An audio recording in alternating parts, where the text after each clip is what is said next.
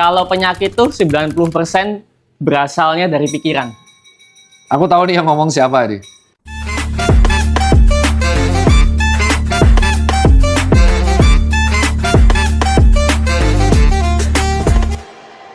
Yo, assalamualaikum warahmatullahi wabarakatuh. Masih dengan saya Tirta Citot, langsung dari garasi rumah dan carport saya di Jogja.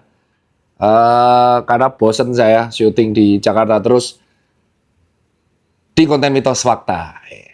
Moga-moga pertanyaan Rafa Supra ini nggak kayak Hakim Ekmek ya. Supramu mana, motormu mana? Oh ya udah. Apa pertanyaan pertama? Oke, pertanyaan pertama. Apakah produksi air liur berlebihan pengen berubah terus tanda produksi asam lambung meningkat? Bisa ya, bisa enggak. Itu tuh masalah metabolisme ya. Enzim dan hormonal. Jadi kayak contoh, kalau kamu ngerasa lapar, hormon grelin meningkat, air liurnya produksinya nambah. Aktivitas parasimpatis naik, ya kelenjar enzim pencernaan akan naik. Ya. Jadi, dan kalau kamu tahu, kalau kamu sadar ya, apa yang memicu ludah itu ya juga akan memicu asam lambung, karena kan salah satu enzim pencernaan. Jadi ya, sama aja. Jadi bisa ya, bisa enggak. Tapi tidak dibilang mitos sih. Tapi antara asam lambung dan ludah itu saling berkaitan. Terutama ketika ada terjadi aktivasi simpatis parasimpatis yang nggak seimbang. Hormonal. Kerasa lapar. Tapi kalau kamu kerasa contoh terjadi perubahan cuaca yang ekstrim. Dingin contoh. Kan bibirmu jadi kering. Karena kita lagi ada retensi air. Nah, jadi lebih ke metabolisme dan hormonal. Next, minuman air putih yang ber-pH tinggi, apakah benar bisa menetralkan lambung? Wah ini aku nggak bisa komen lebih lanjut ya. Dikarenakan sebenarnya jurnal ilmiahnya tuh banyak. Jurnal ilmiahnya tuh banyak sekali ya. Terus intinya segala sesuatu yang masuk ke dalam kerongkongan itu akan mendapatkan stabilizer di dalam tubuh. Tapi kalau terlalu asam itu dia akan merusak kerongkongan. Contoh, kamu coba aja minum asam cyanida, HCl, HCN, cyanida, mati kamu kobong gosong nih gini, Cok. Karena asam tuh merusak, terlalu basah juga merusak. Jadi pada dasarnya ya minum yang seimbang-seimbang aja. Cuman memang cenderung ada beberapa air yang cenderung basah karena ada kaitannya dengan NaOH dan kawan-kawannya, bikarbonat yang memang cenderung basah. Tapi menurutku tuh masih harus perlu diteliti lebih lanjut. Tapi pada dasarnya segala cairan yang masuk ke dalam kerongkongan itu memang akan mendestabilizer oleh asam lambung. Dan asam lambung itu gunanya kenapa? Untuk menetralisir bakteri atau virus yang ada di dalam makanan. Gitu. Contoh, kamu kan nggak tahu makanan-makanan di telapak tanganmu tuh kotor apa enggak gitu. Kamu nggak tahu botol-botol air mineral tersebut kotor apa enggak. Makanya ketika kamu minum, ya tugasnya asam lambung tuh bekerja keras gitu. Cuman kalau kamu minum terlalu asam, itu akan memicu produksi asam lambung berlebihan. Contoh, kenapa alasan orang GERD dilarang makan jeruk, dilarang ngopi gitu. Karena pada dasarnya ya mereka bersifat asam yang akan bisa memicu asam lambung lebih banyak. Itu alasan kenapa kok ada teori yang berkembang air mineral yang basah aja untuk menetralkan. Sebenarnya nggak gitu-gitu amat. Gitu. Next. Oke, next. Makan atau minuman terlalu panas, itu lidah jadi mati rasa. Kenapa ya, Dok? Sebenarnya bukan mati rasa, tapi mengganggu indera perasa. Di sini kan ada saraf bebasnya ya. Dan ada indera perasanya banyak, ada nervusnya, sarafnya. Nah, manusia itu kan didasari ada mukosa. Ini kan bukan kulit langsung. Yang mana kalau suhunya terlalu panas, ya ini mukosanya rusak, alias melepuh. Nah, ketika melepuh, yang bekerja ya saraf peradangan untuk mengatasi melepuh tersebut. Akhirnya mengganggu indera perasaannya, indera sensoriknya, karena rusak. Gitu loh. Sama halnya dengan terlalu dingin. Kalau kamu minum terlalu dingin dan minum terlalu panas, itu terganggu indera perasaannya karena terjadi peradangan di sini. Jadi akhirnya bekerja sistem peradangannya. Simpelnya seperti itu, tapi mekanismenya kan sangat kompleks. Ya. Jadi ibaratnya gini. Kalau kamu minum terlalu dingin, itu kan jadi brain freeze. Kamu nanti ngerasain apapun jadi dingin, tetap dingin. Karena dia terfokus ke saraf dinginnya gitu. Sama dengan panas. Sama kayak kamu kalau lagi sakit hidungmu tersumbat. Kamu jadi nggak bisa ngerasain apapun. Karena indera penghidu itu masuk ke terhubung banget dengan sistem pernafasan di hidung. Itu alasannya kawan-kawan. Jadi ya, makanya kalau minum jangan panas-panas karena itu bisa beresiko merusak mukosa cangkemmu, Mas. Ya, minum tuh hangat. Oke. Next. Next, mungkin kasus yang sering saya alami nih dok. Karena pas pilek itu biasanya kan tersumbat ya. Kadang kanan, terus kita tidur kanan, pindah ke kiri, tidur ke kiri, pindah ke kanan. Nah itu cara mengatasinya gimana ya dok? Ya nggak bisa. Itu harus minum obat. Kenapa? Karena kan hidung ini kan terhubung dengan THT, telinga hidung tenggorokan. Jadi kalau hidungmu tersumbat, itu telingamu jadi bindeng, terus indera pengecapmu jadi terganggu, dan akhirnya suaramu jadi bindeng karena kamu harus nafas dari mulut. Dan kalau tersumbatnya di sinus kanan, kamu berubah posisi, ya lendirnya akan berubah di posisi. Makanya itu gunanya kamu ke dokter THT untuk mengencarkan lendirnya, untuk menyedot lendirnya, atau diberikan obat-obat supaya lendirnya tuh atau saluran-saluran sinusnya tuh terbuka, supaya lendirnya tuh terserap. Lendir itu pasti akan ada karena akan mengalir di semua sinus. Ya. Nah, ketika lendir tersebut kental, itu berarti terjadi infeksi atau inflamasi atau peradangan. Sehingga lendirnya menjadi kental, berwarna, berbau karena diinfeksi di situ. Yang akhirnya menyebabkan tersumbat. Dan terjadinya sumbatan itu juga sama posisi. Nah, terus kenapa tersumbat? Selain lendir, nanti mukosa hidungnya itu bengkak. Jadi yang membuat sumbat itu selain lendir, dia mukosanya bengkak. Akhirnya nutup jalur pernapasan. Nah, supaya ini mengecil, itu harus diberikan obat. Ya, obatnya nggak bisa saya sebut. Nanti kalian beli sendiri. Karena obatnya itu beresiko. Obat yang membesarkan saluran pernafasan itu akan mempengaruhi sistem kardiovaskular. Sistemnya itu kebalik intinya. Ya, jadi kalau minum obat sendiri, wah minum ini hidungmu jadi lega, itu jantungmu bisa deg-degan. Karena mereka saling berkebalikan kerjanya. Jadi kalau kamu sudah terganggu hidung tersumbat, segera bawa ke poli THT. Mungkin lanjutannya nih dok, kasusku juga sendiri.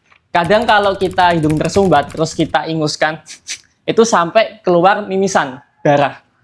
Itu secara kasusnya gimana dok? Ya betul, ini bagus karena makanya dibilang kalau kamu hidungnya buntet, jangan dipaksa Keluarin. keluar. Karena mukosanya tuh udah bengkak, akhirnya lendirnya kan tekanan jadi naik kan. Tekanan naik, gendang telinga naik, vena pecah. Itu yang mengakibatkan, makanya kalau sudah tersumbat itu ke poli THT. Artinya mukosamu tuh bengkak.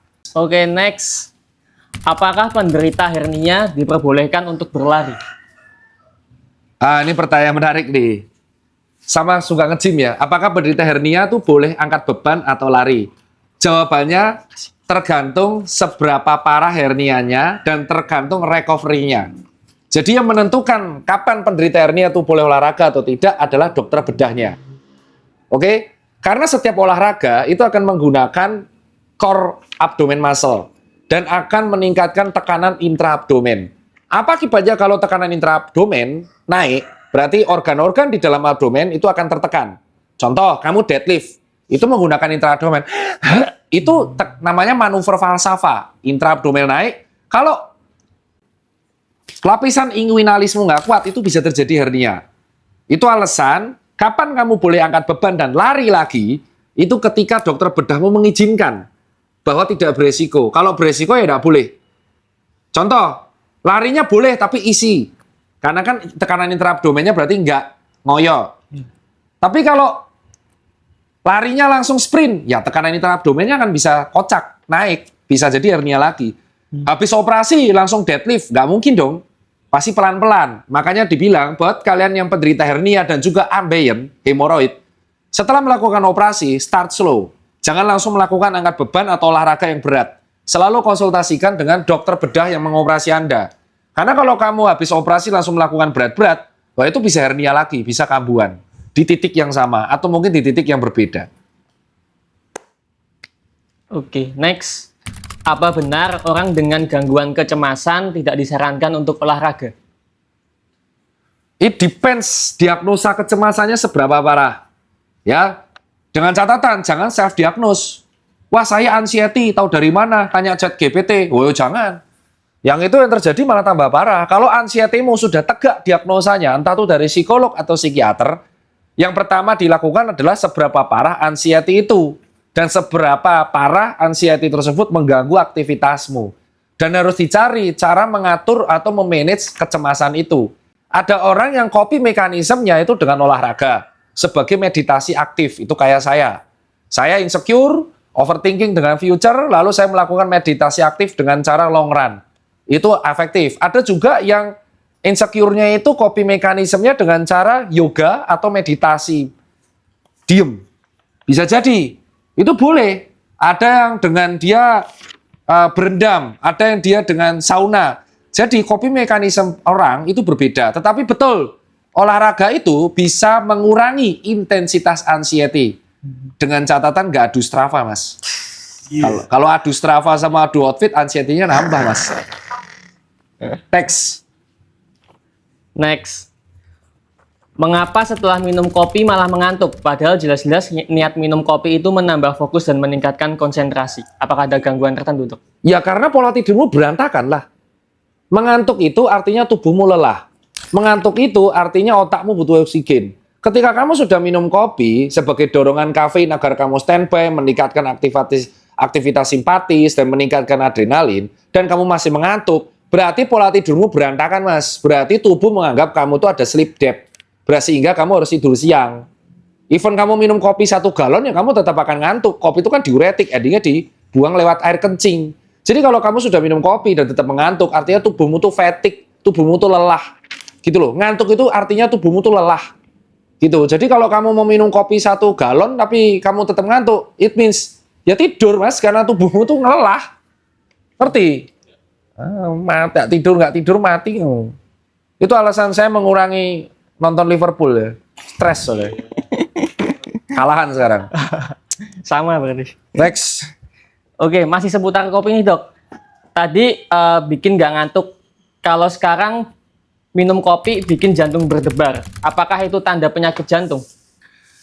Minum kopi itu salah satu efeknya adalah palpitasi atau memang berdebar-debar. Karena ada kaitan antara kafein dan zat-zat di dalam kopi itu bisa meningkatkan aktivasi saraf simpatis, yang dimana endingnya bisa meningkatkan sedikit tekanan darah dan detak jantung.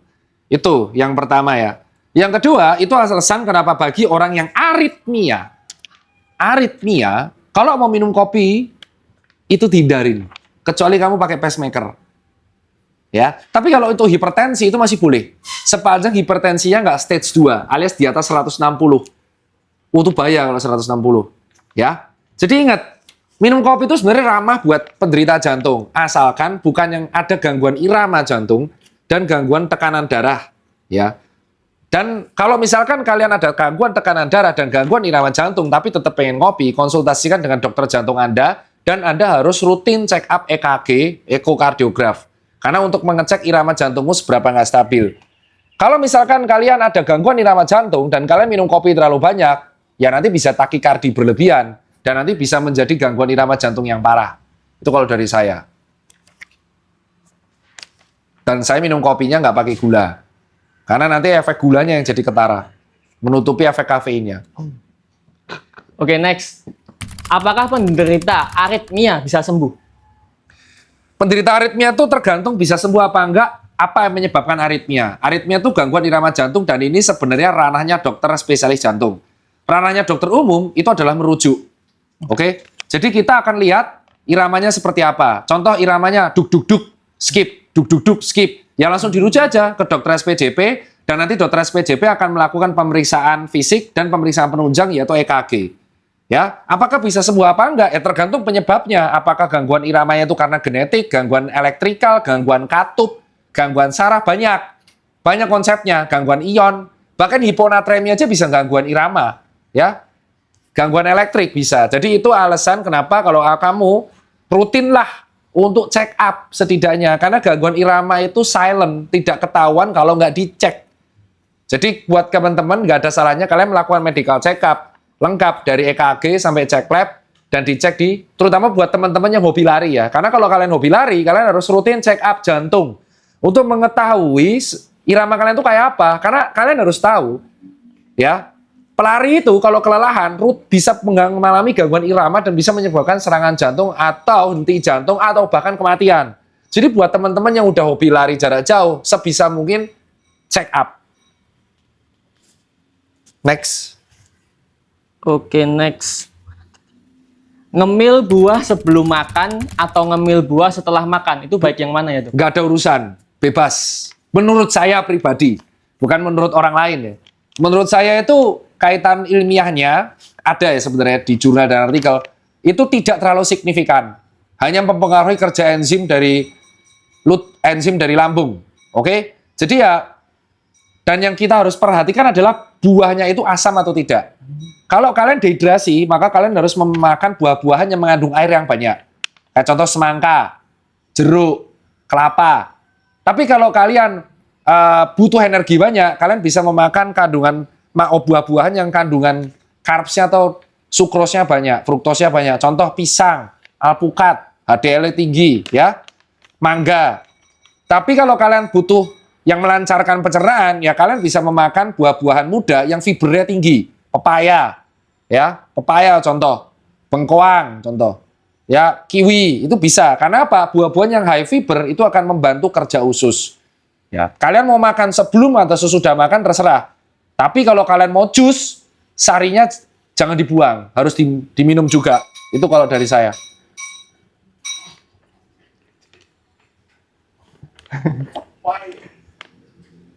Ini pertanyaan terakhir ya. Iya. Pertanyaan terakhir nih Pak. Emang bener ya kalau penyakit tuh 90% berasalnya dari pikiran? Aku tahu nih yang ngomong siapa nih. Ini kayak ada dokter yang di sana kan. Penyakit itu banyak. Ada yang terkait metabolisme dan genetik. Ada yang terkait infeksi, mikroorganisme. Ada yang terkait idiopatik kayak cancer. Jadi aku nggak setuju kalau dibilang bahwa 90% penyakit dari pikiran. Aku nggak setuju. Yang benar adalah faktor kesembuhan dari pasien itu bisa jadi dari pikiran. Oke? Tugas dokter itu membuat pasien tidak menjadi lebih parah. Ya. Yang membuat pasien sembuh itu adalah dirinya sendiri. Yaitu sistem imunitasnya. Dokter tuh hanya membantu sesuai dengan apa yang dia pelajari supaya tubuh itu bisa beregenerasi. Contoh, patah tulang, tulangnya dibenerin.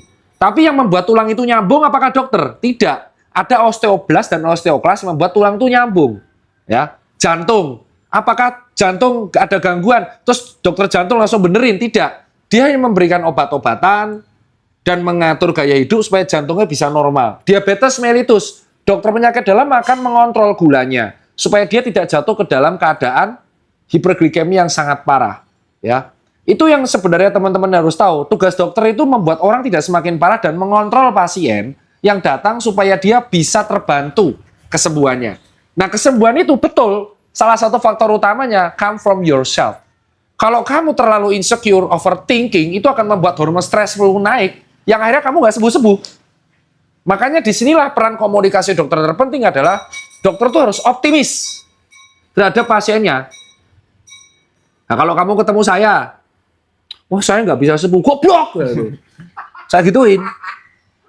Dokter itu, even dengan kemungkinan 1% sembuh, itu akan optimis. Karena yang membuat PD pasien sembuh itu adalah dokternya. Kalau pasiennya sudah pesimis, di circle yang toksik, itu penyakitnya nggak akan sembuh-sembuh.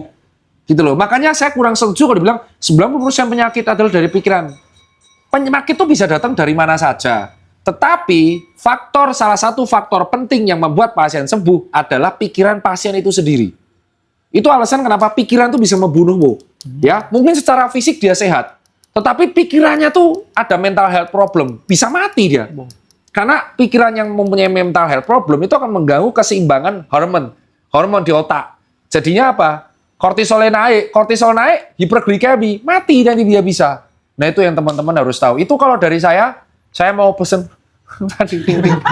Assalamualaikum. Bakso Malang.